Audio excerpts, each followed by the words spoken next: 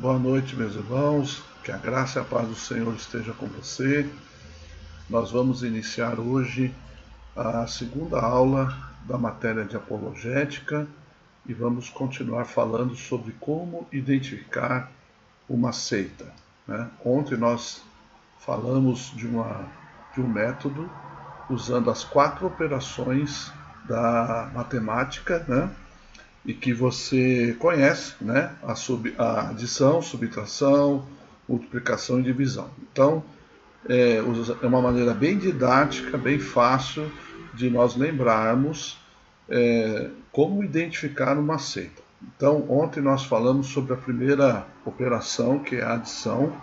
Então, nós vimos, só recapitulando, que as seitas elas sempre adicionam algo mais além da palavra de Deus, que é a Bíblia, né? Que a revelação para nós é a Bíblia, única regra de fé. Nós não utilizamos outra fonte de revelação a não ser a Bíblia, mas as seitas, em modo geral, sempre acrescentam algo, um ensinamento do seu líder ou uma escritura diferente. E hoje nós vamos ver uma outra operação, ok? Nós vamos ver uma outra operação, que é a operação da subtração. Então, vamos pegar aqui, né, a subtração, e é muito importante esse tópico, então eu queria conversar com vocês mais profundamente sobre a subtração, porque as seitas sempre vão tirar algo da pessoa de nosso Senhor e Salvador Jesus Cristo.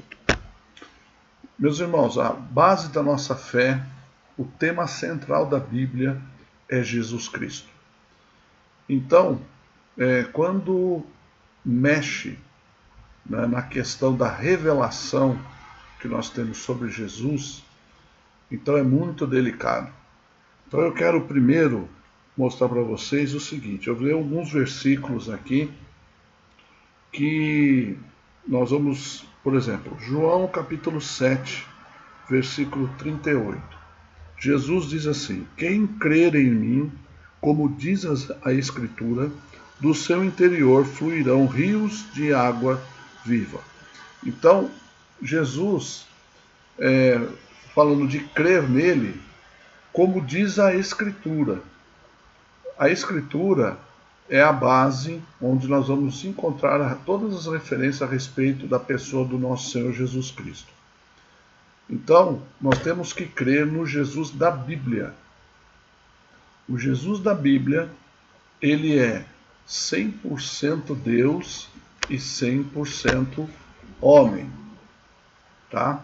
Então, tem alguns outros versículos aqui. Eu quero mostrar que Jesus é ao mesmo tempo Deus e ao mesmo tempo homem, né? A união dessas duas naturezas em teologia se chama união hipostática, é o termo teológico para esse tipo de revelação.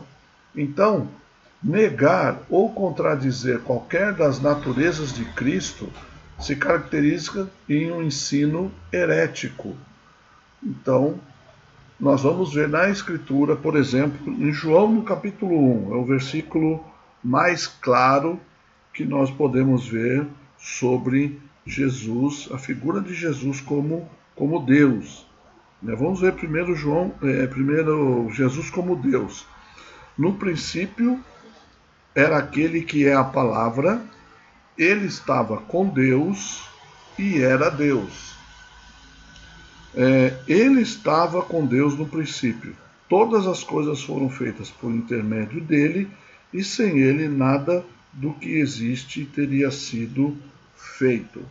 Então, João é o apóstolo, é o escritor das Escrituras que mais enfatiza a divindade de Jesus. No seu evangelho e nas suas cartas, ele enfatiza muito sobre a divindade de Jesus, justamente para combater um pensamento, né, do início da era cristã, do gnosticismo, né, que Jesus não poderia ser Deus por ter sido homem, né?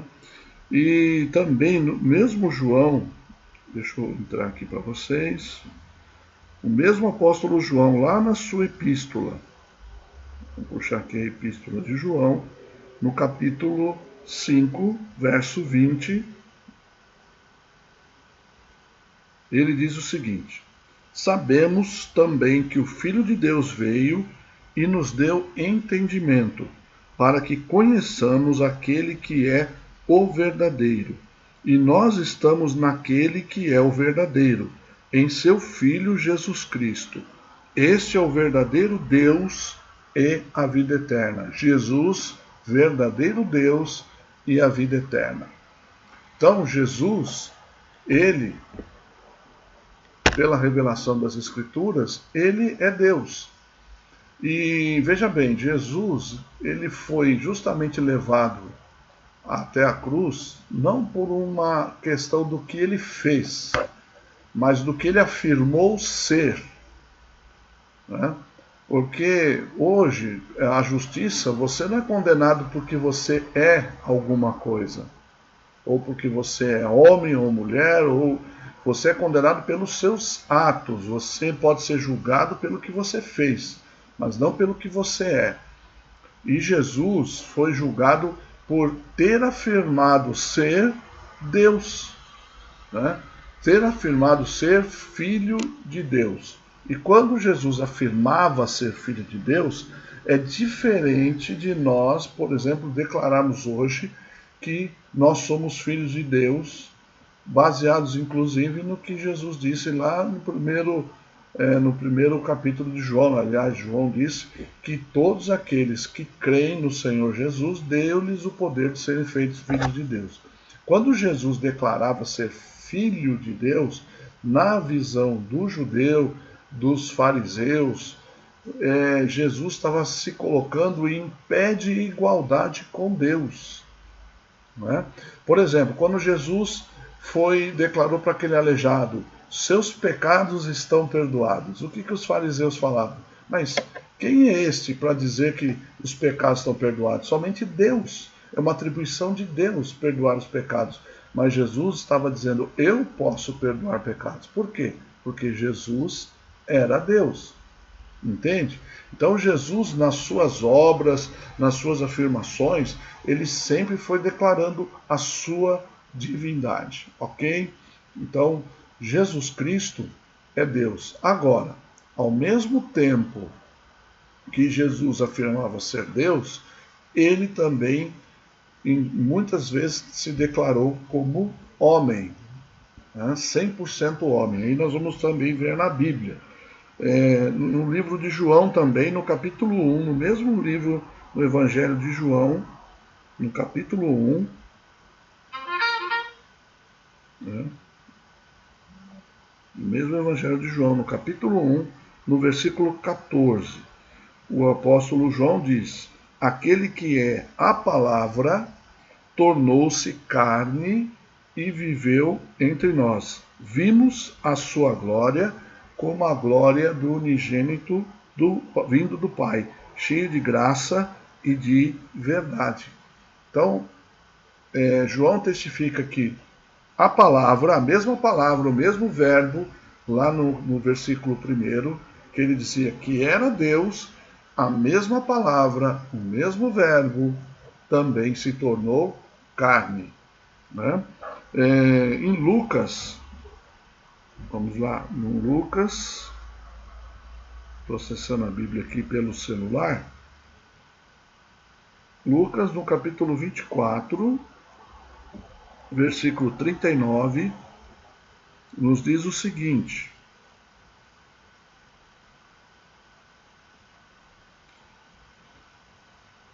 Jesus tinha aparecido aos discípulos depois da sua morte e ressurreição. Então vejam as minhas mãos e os meus pés. Sou eu mesmo. Toquem-me e vejam. Um espírito não tem carne nem ossos, como vocês estão vendo que eu tenho. E tendo dito isso, mostrou-lhes os pés e as mãos. E por não crerem ainda, Tão cheios estavam de alegria e de espanto, lhes perguntou: vocês têm algo aqui para comer? E ele o comeu na presença deles. Veja, olha que forte é para nós essa declaração no livro de Lucas, mostrando que Jesus também é Deus. Jesus apareceu aos discípulos e ele falou: olha, um espírito não tem carne nem osso, toca em mim. Então eles tocaram em Jesus, Jesus estava ali em carne e osso, ou seja, homem. E ainda pediu algo para comer. O espírito não come nada, não precisa comer nada. Né? E ele ainda foi e comeu, mostrando que Jesus é Deus. Nessa ocasião que Jesus apareceu, não estava Tomé, um dos apóstolos, né? O famoso Tomé que tinha que ver para crer. E aí Jesus aparece, está relatado lá em João, se você quiser olhar, no capítulo 20, versículo 26 e 28, Jesus aparece novamente aos discípulos e Tomé agora estava ali presente e Jesus disse para Tomé: Tomé, toca aqui agora nas minhas mãos e no meu lado, né? E veja, né, as marcas dos cravos, veja a marca da lança, né? E veja que eu estou aqui em carne e osso. E logo em seguida, Tomé, então, devido à evidência, ele creu. E ele disse: Senhor meu e Deus meu. Fez essa declaração. Chamou Jesus de Deus. Então, veja que Jesus, o Jesus da Bíblia, o Jesus das Escrituras, ele é ao mesmo tempo, ele é Deus e ele é homem, ok? Então nós temos que assentar muito bem as bases da nossa fé nessa revelação. Então, nós temos alguns, no caso da subtração, o que um ensino herético vai fazer, né? Ele vai tirar algo da pessoa de Jesus, vai subtrair. Ele pode querer subtrair a natureza divina e ele pode também querer subtrair a natureza humana de Jesus, ou também com relação à sua obra, à pessoa de Jesus. Nós vamos ver alguns exemplos, né? Deixa eu procurar aqui agora alguns exemplos para vocês. Primeiro exemplo. De novo, as testemunhas de Jeová. Também o islamismo ou o espiritismo. Eles negam a divindade de Jesus Cristo. Então, os adeptos, por exemplo, das testemunhas de Jeová, para eles, Jesus é um Deus em escala menor. Na Bíblia deles, Jesus, quando é declarado ali como Deus, é um Deus em letra minúscula. Nesse texto de João, capítulo 1, versículo 1, fala ali que ele era um Deus, não era Deus, e ainda era um Deus em letra minúscula. Então eles estão aí subtraindo a divindade de Jesus. Eles creem que Jesus foi criado. Vamos pegar outro exemplo. Os adeptos da Nova Era, né? O movimento Nova Era, que surgiu durante aí lá nos idos de 1990, da década de 90. Esse movimento Nova Era, ele surgiu e era um aglutinado de várias doutrinas orientais. Então eles afirmavam que Jesus era apenas um iluminado, não que Jesus fosse Deus. Tá? Comparavam ele a Mahatma Gandhi, que foi apenas um líder. Né? Para o islamismo, Jesus foi apenas um grande profeta, porém menor que Maomé. Então eles subtraem de Jesus a natureza divina, que Jesus não era Deus, e o ministério de Jesus, que era apenas um profeta. Para os mormons, né, vocês pasmem, Jesus é irmão do diabo, né? Tanto Jesus como o diabo são filhos de Deus, gerados por Deus e da união de Deus com Eva. Ainda tem isso, né? Então é um ser criado. A Legião da Boa Vontade, a LBV, que é um braço, né, ou podemos dizer assim, é um segmento dentro do Espiritismo, por sua vez subtrai de Jesus a natureza humana, ao dizer que ele possuía apenas um corpo aparente. Ele era um espectro, um corpo fluídico, né, não era impalpável, além também de negar a sua divindade. Num dos livros dele, chamado Doutrina do Céu, na página 108 e 112, se alguém tiver esse livro e tiver a curiosidade de ver lá, eles declaram que Jesus nunca afirmou ser Deus. Ele não é Deus e ele nunca afirmou ser Deus, né? Então, os sectários sempre vão negar a divindade de Jesus. Tem um outro exemplo, né, que nós podemos usar aqui. Vamos ver se tem algum outro exemplo que eu posso dar para vocês, né? Do Espiritismo, por exemplo, eles dizem que Jesus é um médium e um espírito de alta elevação, ou seja, um espírito elevado, mas negam a divindade de Jesus, né? Então, as seitas, elas sempre vão subtrair algo de Jesus. Então, a pergunta é o seguinte: a comunidade, a igreja que você frequenta, adora a Jesus? Né? É a pergunta que eu estou te fazendo. Né? Ela é cristocêntrica, ou seja, Cristo é o centro. O nome de Jesus é glorificado. Se faz isso, fique tranquilo. Você está numa igreja, num lugar uma igreja cristã. Os sectários não conseguem adorar a Jesus. Eles não entendem que Jesus é Deus. E a Bíblia, no entanto, nos diz que ele é o unigênito do Pai, o único da mesma espécie, portanto, Jesus é Deus. Né? Jesus, ele tem que ser adorado, ele merece adoração. Né? Um outro exemplo que eu estou lembrando aqui é na Bíblia das Testemunhas de Jeová, que a Bíblia deles é uma tradução diferente e em alguns textos da Bíblia mostra que nós devemos adorar a Jesus. E eles trocam a palavra adoração por prestar homenagem, né? Que nós devemos prestar homenagem a Jesus. Então, prestar homenagem é totalmente diferente de adoração, né? O único que merece ser adorado é Deus. E Jesus aceitou a adoração. Se Jesus aceitou a adoração é porque ele é Deus.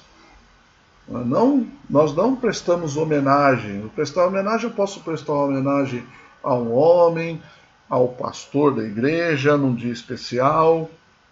Eu posso prestar homenagem a uma figura pública. Posso prestar homenagem de várias maneiras. Mas a adoração nós só devemos a Deus. Ok?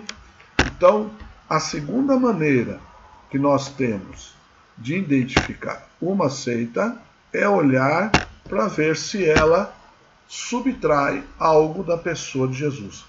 Se ela prega o Jesus da Bíblia, se um grupo prega o Jesus que, como diz as Escrituras, então esse grupo é um grupo cristão. Se é um grupo que subtrai algo de Jesus, então não é. Ok? Então já temos a adição, nós já temos agora a subtração. É duas maneiras que você já consegue identificar uma seita. Ok? Agora vamos para a terceira situação, a terceira operação, a multiplicação. Né? O que significa, aí no caso, as seitas multiplicarem, né? Elas querem multiplicar a salvação de Deus por obras próprias, né? Ou seja, as seitas têm dificuldade em entender que a salvação é pela graça. Elas têm essa dificuldade de entender que a salvação é pela graça. Você pode perceber que a maioria das seitas, elas querem declarar que nós precisamos fazer boas obras, né, para poder nós termos a salvação, para nós podermos alcançar o favor de Deus.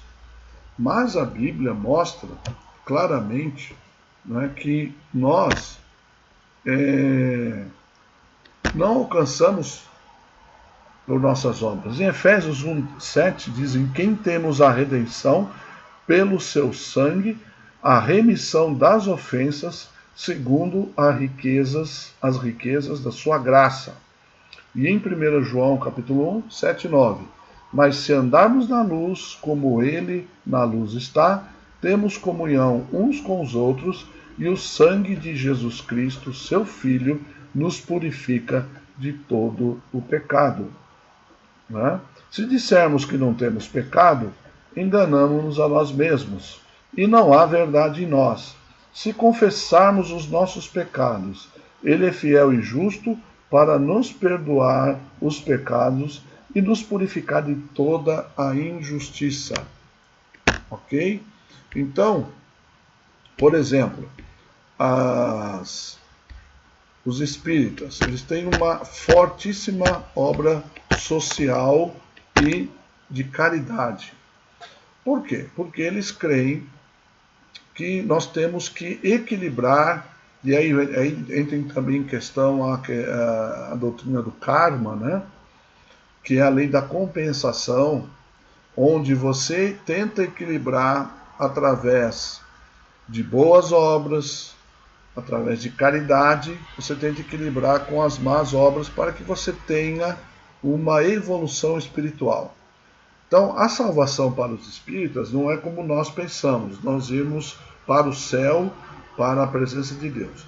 A salvação para os espíritas é você conseguir ir para um plano espiritual e ali evoluir como espírito.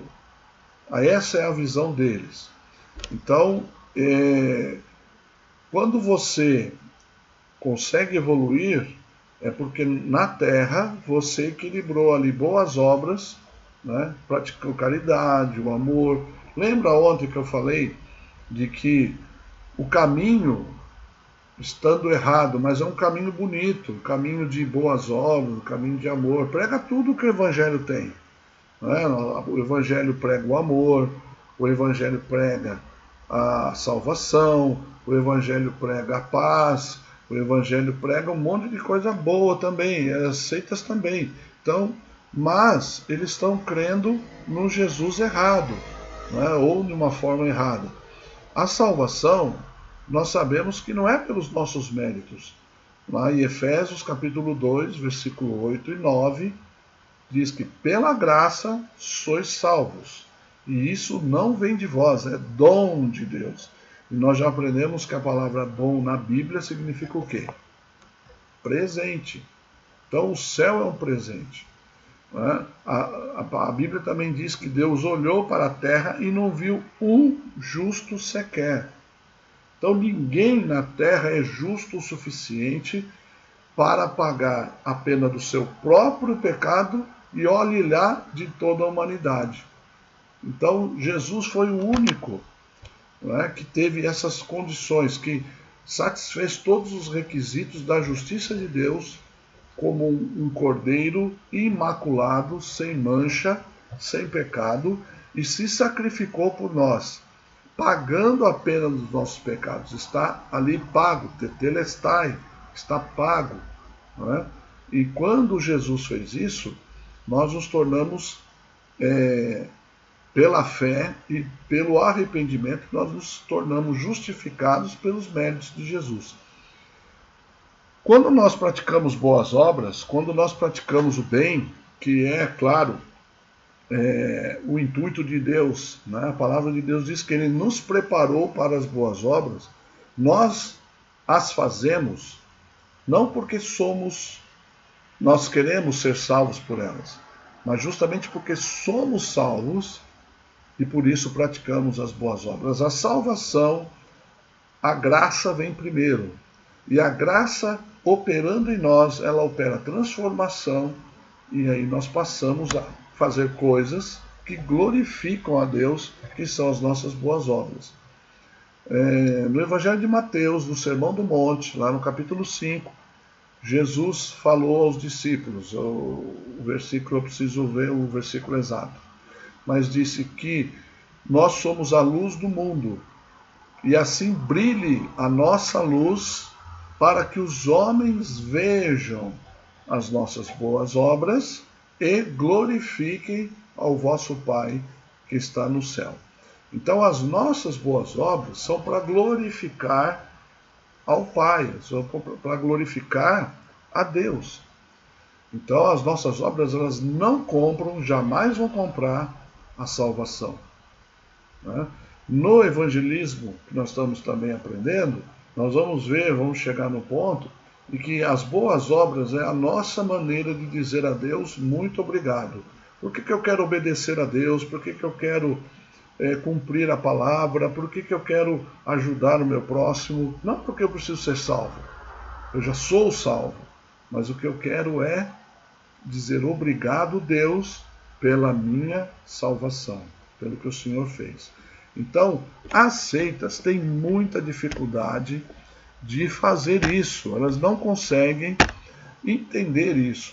Eu vou dar alguns outros exemplos. As testemunhas de Jeová, elas acham que o seu serviço de sair de casa em casa, vendendo as revistas ou oferecendo, de estar na rua ali, elas fazem isso com a esperança de poder um dia morar no paraíso, que para eles é aqui nessa terra mesmo. Se não fizerem isso, eles não terão direito de alcançar esse privilégio. Então eles fazem isso com uma perspectiva diferente. Nós evangelizamos porque nós queremos que as pessoas saibam daquilo que nós cremos, daquilo que tem a mesma salvação que nós recebemos em Cristo Jesus. Nenhuma seita, como eu falei, admite a salvação pela graça. E a graça também significa favor imerecido. Tem uma seita, não sei se vocês vão lembrar dela, chama-se Seishonoye. O que eles dizem a respeito da salvação? Que a salvação é por... Se o pecado existisse, realmente nem os Budas, todos do universo, conseguiriam extingui-lo, e nem mesmo a cruz de Cristo conseguiria extingui-lo. Essas pessoas não aceitam a morte expiatória de Cristo, não acreditam no pecado e muito menos que Jesus verteu o seu sangue para nos salvar. Então eles não creem nem na salvação. E eles acham que a nossa iluminação, a nossa progressão espiritual é termos bons pensamentos, né? A Bíblia também diz, né, que as nossas obras, elas são prova da nossa fé, né? Tiago e Paulo não estão se contradizendo. Lá quando Tiago diz que a nossa fé sem obras é morta, o que Tiago está querendo dizer? Está querendo dizer que a fé é algo ativo, que a fé ela é algo vivo, que a fé ela tem que produzir um fruto na nossa vida. Então o fato a fé salvadora, a fé que realmente produz vida eterna, é aquela que mostra fruto, é aquela que mostra um resultado. Então o que Tiago está dizendo é que simplesmente das evidências de uma fé, porque se você for olhar, eu tenho fé, é algo subjetivo. Você não consegue medir, você não consegue ter a dimensão daquilo que a pessoa está dizendo. Se uma pessoa falar para mim, eu tenho fé, eu não tenho como dizer que ela não tem. É a mesma coisa quando alguém diz, Deus me disse tal coisa. Quem sou eu para dizer que não? Mas a prova vem depois, né? A prova de que uma palavra vem de Deus é quando ela se cumpre. Está lá em Deuteronômio 18.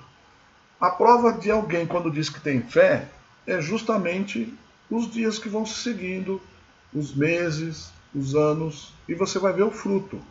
Então o que Tiago e Paulo estão falando é a mesma coisa, só que de forma diferente. Né? Quando Paulo diz que nós somos salvos pela graça mediante a fé, ou seja, a fé que nós temos na graça, a graça produz fruto em nós. Então, e esse fruto tem que ficar evidente. Então, nós devemos produzir, sim, boas obras, porque nós somos regenerados, justificados pela fé, nós temos prazer em contribuir com a igreja, de ajudar na obra missionária, suprir as necessidades do próximo que esteja carente. Para tanto, nós investimos na obra social, dedicamos o quanto nós podemos na obra do Senhor. Então, isso por quê? Porque nós somos nova criatura. Não praticamos as obras para ser salvos, ao contrário, nós fazemos justamente por nós sermos salvos e amarmos as pessoas. Ok? Então, eu quero, com isso, fechar com vocês essa aula de hoje. Né? Nós falamos da subtração e da multiplicação. Depois vai ter aqui o último exemplo, que é da divisão. Né? Mas eu já queria lançar com vocês aí o tema. E aí vocês vão pensando. Né? Na divisão, as seitas elas querem dividir o mérito da salvação de Deus entre o Senhor Jesus e a sua organização religiosa. Então eu queria pedir aí para vocês fazerem alguns comentários lá no canal para dizer o que vocês entendem com essa afirmação, né, da divisão, para a gente enriquecer a nossa aula que nós vamos colocar na sequência, tá bom?